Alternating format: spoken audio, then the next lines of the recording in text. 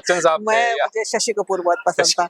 मैं शशि कपूर की हर पिक्चर देखती थी और शशि कपूर की तस्वीरों का एल्बम बनाती थी। Alright super, it's 93.5 red FM पर मैं आरजे रविंद्र और जयपुर लिट फेस्ट 2024 और जाना माना नाम Indian columnist and writer novelist, मतलब मैं क्या हिस्टोरियन क्या बुलाऊं, मैम की सारी विधाओं में पारंगत है मैम।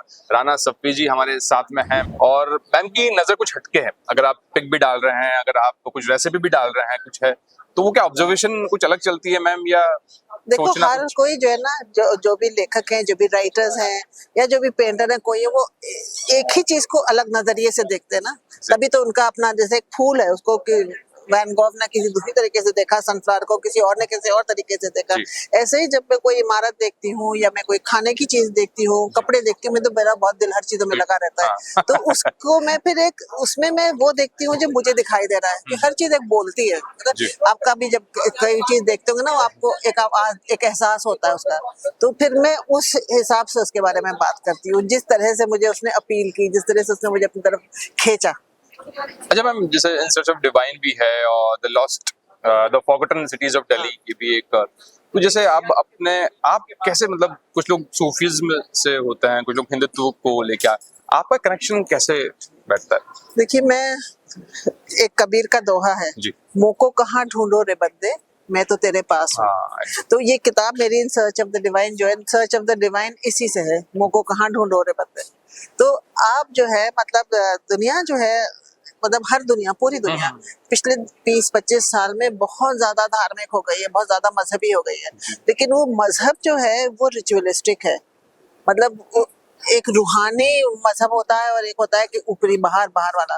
तो जो हम लोग जिस मजहब के पीछे भाग रहे हैं उसमें रिचुअल्स हैं, ये कर लो, वो कर लो, ऐसे उठ जाओ, ऐसे बैठ जाओ, यहाँ चले जाओ, वो कर लो। एक जो मजहब जो भी कोई होता है, जो जिस किसी का भी मजहब हो, मैं एक अपना मजहब नहीं करी, हर मजहब में क्या चीज आप ढूंढ रहे हैं, आप ऊपर वाले से ही तो कनेक्ट करने की कोशिश कर रहे हैं ना, कि आप किसी न किसी तरह के ऊपर वाले को एहसास कर सके। तो आप जब सिर्फ अगर वक्त अपना रिचुअल्स में लगा देंगे तो किस तरह से आपके अंदर रूहानियत आएगी। आप मानते हैं मैम? मैं बहुत मानती हूँ। आप बहुत मानते हैं। अच्छा, आप ट्रैवलर भी हैं, आप थोड़ी ट्रैवलिंग आपने बताया कम भी हुई है, तो जब भी आप ट्रैवल करते हैं तो जैसे एक तो होता है कन्वेंशनल ट्रैवल कि अब मैं जयपुर आया हूँ तो मैं आमेर घूमूंगा, हवा महल जाऊंगा, जंतर मंतर, ये जो है एक आपका नजरिया होता है बिल्कुल अलग, कुछ मतलब जैसे मैं यहाँ आई तो मैं यहाँ पे क्या कहते हैं, खाने की जगह देखूंगी कि कहाँ पे सबसे बढ़िया थाली मिल रही है, खाना सामान कहाँ से अच्छा मिल रहा है, मतलब यहाँ के राजस्थानी कपड़े होते हैं वो कहाँ मिल रहा है, वो बाजार घूम के आऊंगी। तो मेरे लिए आमेर और हाँ, मैं जब पहली दफा आई थी तो आमेर और सब जगह गई थी, लेकिन अब मैं इन सब छोटी छोटी जगहों में जाती हूँ देखने के लिए कि जयपुर के क्या है। क्योंकि जयपुर जो है, जयपुर की जो स्पिरिट है, जयपुर की जो एक रूह है, वो आमेर में तो नहीं बसती, ना ही सिटी पैलेस में बसती है, वो तो लोगों में गलियों में। अब आप वो जो बाजार है इनका पुराना, जब जाइए आप वहाँ पे, तो उसमें जब लोग खरीद रहे हैं, चूड़ियां खरीद रहे हैं, कपड़े खरीद रहे हैं, उसमें जो एक वो कशिश होती है ना, वो मुझे खींचती है। क्या बात है, क्या बात है मैम। जब आप बिल्कुल यंग थे ना, बिल्कुल उस एरा में होते हैं हम लोग, बहुत एनर्जीज होती है हमारे अंदर, तो ये शुरू से था राइटिंग वाला? राइटिंग तो मैंने अभी पिछले 15 साल से शुरू की है, लेकिन हाँ, घूमने फिरने का शौक मुझे हमेशा से था। ट्रैवलिंग का मुझे जब से मुझे याद है, कोई मुझसे पूछता था क्या करना चाहती है, कहती है ट्रैवल। तो वो तो हमेशा तो नई जगह जाना, नई चीजें देखना, उसी जगह अगर जा रहे हैं तो नए रास्ते से जाना। और मैं पढ़ रहा था आपके बारे में मैम, तो सैयद साहब, फादर साहब का जिक्र हुआ था, आपके पिताजी का तो ऑफिसर रह चुके हैं, तो उनसे कितना मतलब वंशानुगत चीजें जो आई हैं? वो बाबा हमारे दौरे पे बहुत जाया करते थे। तो जब दौरे पे, जैसे पुलिस वालों के दौरे होते हैं ना, जब वो दौरों पे जाते थे तो हम साथ जाते थे, हम 4 बहनें, तो वो खेमे लगते थे, हम लोग पहले खेमों में रहा करते थे। कहीं कहीं छोटी जगह गए तो वहाँ बैलगाड़ियों में भी गए, तो सब चीजें मेरे दिल में बसी हुई है कि मतलब ये एक जो मजा आया था ना कि बैलगाड़ी में जा रहे हैं, खेमा लग गया, खेमा में सो रहे हैं, तो बहुत रफ एंड टफ एक जिंदगी भी हमने गुजारी, ऐशो आराम भी गुजारा, हर तरह की जिंदगी देखी। आजकल जो बच्चे हैं ना, उनको तो सिर्फ ट्रैवल का मतलब है कि हवाई जहाज से जाओ, 5 स्टार होटल में ठहरो और वापस आ जाओ।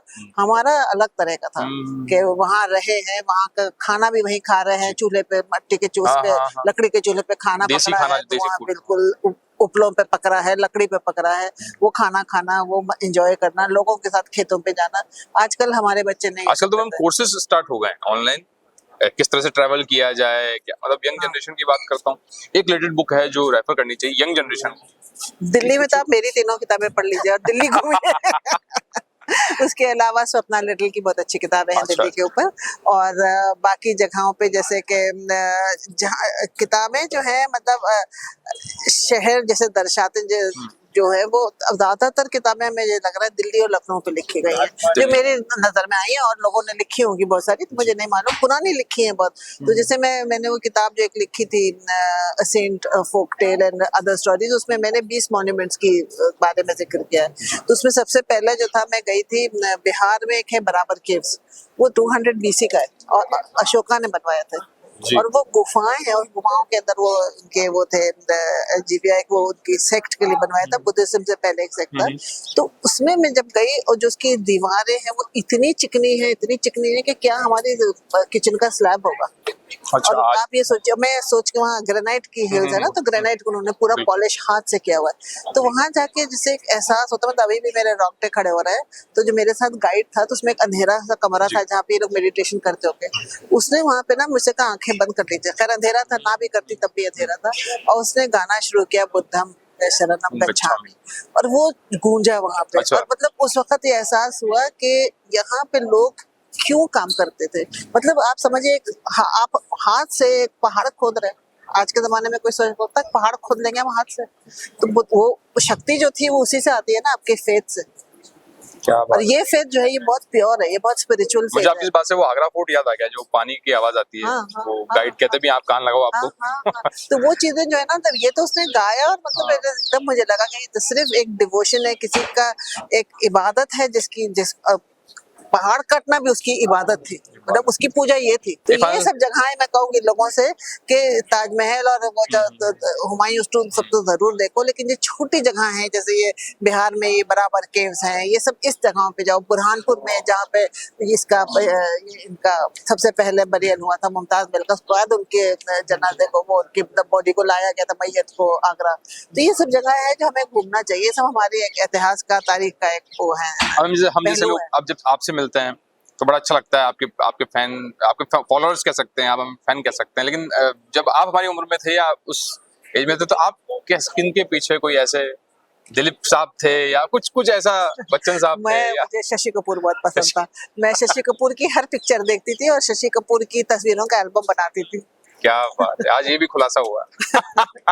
नहीं तो, बहुत लोगों को मालूम है, ट्विटर पे तो जब भी शशि कपूर की कहीं बात होती तो मुझे टैग कर दिया जाता है। इतना मैं इतना, हाँ, मुझे बहुत जुनून था उनका। मुआफिज लास्ट फिल्म देखी थी उनकी, जिसमें थोड़ा बल्कि बॉडी हो गई थी, शबाना आजमी के साथ। हाँ, हर पिक्चर मैंने उनकी देखी हुई है, और मुझे उनका मतलब, मैं उनसे मिली एक दफे जब वो शूटिंग कर रहे थे लखनऊ में जुनून की, लेकिन हमारे जमाने में इतना मिलना किसी से तो होता नहीं, तब तो दूर से ही फॉलो करा करते थे। क्या बात है। तो ये थे राना सफी मैम हमारे साथ। बजाते रहो